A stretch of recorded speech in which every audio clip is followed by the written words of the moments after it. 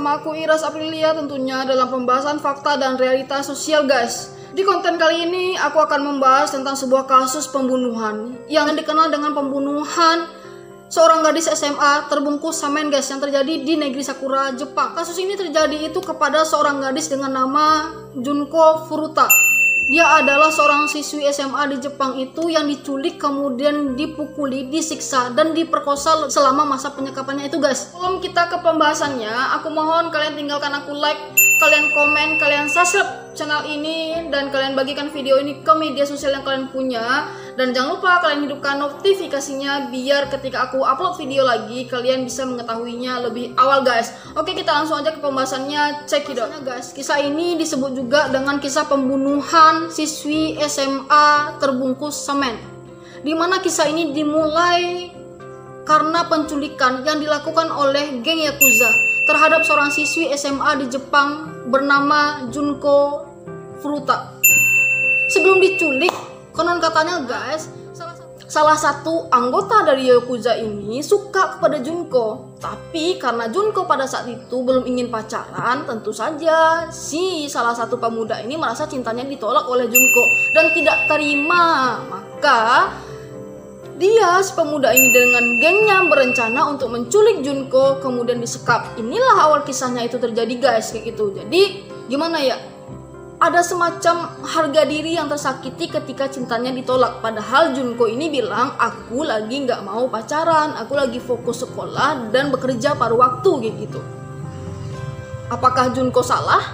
Aku rasa sih tidak. Itu kan hak siapa saja. Kalau dia nggak mau pacaran ya udah kayak gitu. Tapi kan setiap orang berbeda-beda. Nah, salah satu pemuda di geng Yakuza ini nggak terima penolakan dari Junko ini. Maka terjadilah semacam penyerangan atau penyiksaan atau penculikan, pemerkosaan dan segala macamnya guys kayak gitu. Junko saat itu dipaksa menelpon keluarganya dengan alasan dia menginap untuk sementara waktu di rumah temannya guys untuk menghilangkan kecurigaan orang tuanya. Jadi Junko ini dipaksa oleh si pemuda-pemuda jahat ini menelpon orang tuanya untuk bohong. Ya udah, kau telepon nih mama kau, katanya kan. Kau bilang kau nginap di rumah teman kau untuk sementara waktu. Nah, orang tuanya percaya. Setelah menelpon orang tuanya tadi, Junko selama lebih 44 hari guys, kurang lebih. Dia mengalami masa-masa sulit dalam hidupnya, masa-masa menyedihkan, masa-masa menyakitkan dalam hidupnya guys gitu. Dimana selama ini dia tidak pernah menduga, tidak pernah menyangka bahwa ini akan dia alami.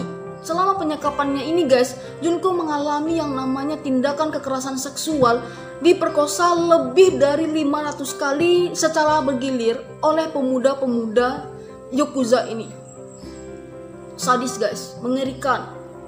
Dan tidak habis pikirnya lagi, ini dilakukan oleh pemuda di bawah umur. Nah, hebat mereka guys.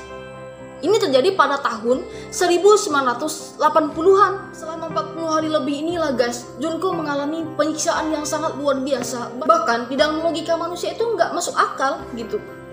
Junko disiksa, dipukul, ditendang, dibuat semacam gantungan, kemudian gantungan semacam karung tinju kayak gitu dibuatnya. Nah, kemudian dipukul atau ditinju. Junko Furuta pun sering dibuat kelaparan. Saat dia lapar, Junko dipaksa makan kecoa secara hidup-hidup, kemudian minum kencingnya sendiri. Tidak sampai di situ. Nah, dia juga menjadi sasaran kekerasan fisik yang lainnya. Pada saat disekap ini juga, Junko dibakar dengan cara melelehkan lilin panas ke tubuhnya. Kemudian juga menusukkan puntung roknya hidup ke kulit tubuh Junko ini guys. Nah, keji nggak nih? Bisa dibilang ini manusia nggak yang melakukannya kayak gitu guys. Sedangkan hewan aja sesama dia masih ada perasaan menyayangi kayak gitu guys. Ini sesama manusia dan dilakukan oleh anak usia muda lagi guys kayak gitu. Ini entahlah ya, aku nggak bisa ngomong apa-apa, tapi lagi-lagi ini fakta guys. Selama penyekapan, Junko Furuta ini juga mengalami penyiksaan yang lebih parah guys. Dimana diantaranya Junko juga mohon maaf dipaksa bermasturbasi di depan para pemuda ini. Kemudian memasukkan benda-benda aneh ke dalam kemaluan Junko sehingga Junko mengalami pendarahan yang sangat luar biasa. Selain menikmatinya, berempat, dia juga mengundang teman-temannya untuk menyiksa Junko Furuta. Kemudian salah satu dari temannya ini merasa mungkin tidak tega dan melaporkan kasus ini kepada polisi setempat. Nah, alih-alih si polisi bekerja dengan baik, malahan ketika dia mencek rumah tempat si Junko ini disekap, dia tidak menemukan siapa-siapa. Dia bilang gak ada siapa-siapa di rumahnya, gak ada penyekapan apa-apa di rumahnya. Nah, akhirnya kisah Junko tidak diungkap gitu guys, tidak ditemukan. Ya udah, tambah menjadi-jadilah gitu si geng Yakuza ini menyakiti si Junko karena si polisi tadi nggak menemukan padahal dia ada di rumah itu gitu. Nah, resikonya akhirnya si polisi ini dipecat karena diduga tidak melakukan tugas dengan baik. Ya iyalah, orang si Junko disekap di rumah itu, dia ada di rumah itu, kenapa bisa si polisi bilang dia tidak ada di rumah itu? Akhirnya dipecat kan? Makanya kerja itu baik-baik dong. Kerja itu sepenuh hati, apapun profesinya, kerja itu sepenuh hati gitu guys. Hampir sebulan lamanya disekap, Junko berupaya untuk menghubungi polisi untuk memberitahu bahwa dirinya disekap di rumah tersebut.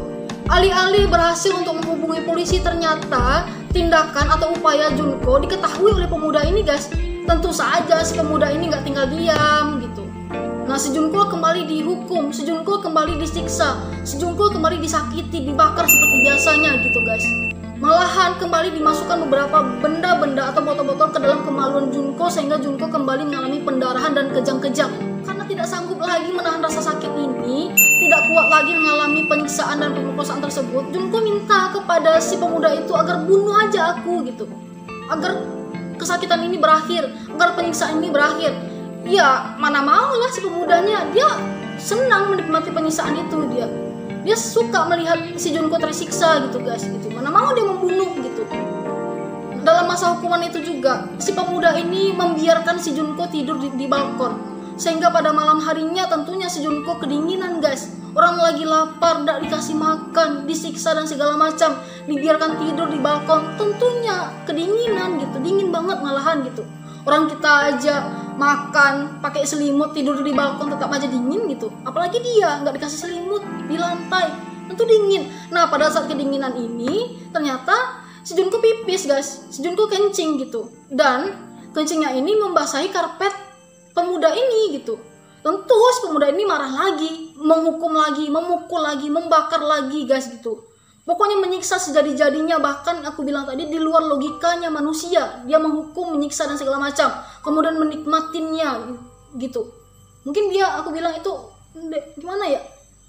Mungkin udah kesetanan atau kerasukan mungkin ya gitu. Sehingga pemuda di bawah umur tega loh melakukan hal semacam ini gitu guys. Setelah kencing, kemudian hukum lagi, bertubi-tubi tanpa henti selama 2 jam. Tentunya capek guys gitu, 2 jam. Tentunya nggak bisa lagi. Ya udahlah gitu, lemah, Junko terkulai dan kemudian tubuhnya tidak merespon apa-apa, dan disitulah Junko dikatakan meninggal. Nah, ketika Junko Furuta ini meninggal guys, tentunya si pemuda ini panik. Gimana dia meninggal loh, diapakan ini? Nah, kemudian tubuh si Junko Furuta ini dibungkus dengan selimut. Nah, dicarikanlah di situ jerigen minyak gitu ya, atau drum minyak yang muat tubuh Junko di dalamnya. Kemudian Junko dimasukkan, kemudian dibeton dengan semen. Pada malam harinya jam 8, tubuh Junko yang disemen beton tadi dibuang ke truk pembuangan semen guys. Dan singkat cerita, pada akhirnya si pemuda keji ini ditangkap oleh polisi guys. Nah, tertangkapnya itu bukan karena kasus terbongkarnya pembunuhan Junko Furuta ini, melainkan dalam kasus pemerkosaan yang lain yang dilakukan oleh si pemuda jahat ini guys gitu. Pada saat diinterogasi, pada saat ditanyai, si polisi nanya. Ternyata mereka ngaku telah banyak melakukan tindakan kejahatan, tindakan kriminal yang lainnya guys, termasuk tindakan kriminal terhadap pembunuhan seorang siswi SMA dengan nama Junko Furuta ini guys. Nah, tapi yang menjadi masalahnya di sini adalah pengadilan mengalami kesulitan dalam memutuskan hukuman apa yang seharusnya diberikan kepada si pemuda, karena pada saat itu pemuda berusia di bawah umur guys gitu. Dan ketika diputuskan hukuman, warga setempat, masyarakat setempat itu mengecam bahwa pengadilan itu kok nggak adil gitu. udah bunuh orang, udah memperkosa orang, kok hukumannya segitu, kok nggak setimpal gitu guys. Nah pengadilan bisa buat apa gitu, sementara mereka kan masih di bawah umur. Nah setelah beberapa hari setelah itu juga mayatnya si Junko ditemukan, tentunya dikubur guys, dan habislah ceritanya, berakhirlah ceritanya bahwa si pelaku ditangkap, kemudian mayat Junko juga ditemukan, kemudian dikubur gitu. Tapi yang menjadi masalahnya di sini adalah bahwa si pelaku tidak mendapatkan hukuman yang setimpal karena dia masih di bawah umur gitu guys. Nah, jadi ini pelajaran juga bagi kita bahwa jika ada gitu si pelaku kriminal yang masih di bawah umur, jangan dilepaskan aja, jangan dilepaskan begitu aja gitu, jangan dikasih peringatan gitu aja. Menurut aku itu ini tidak akan menjadi efek jera bagi mereka gitu.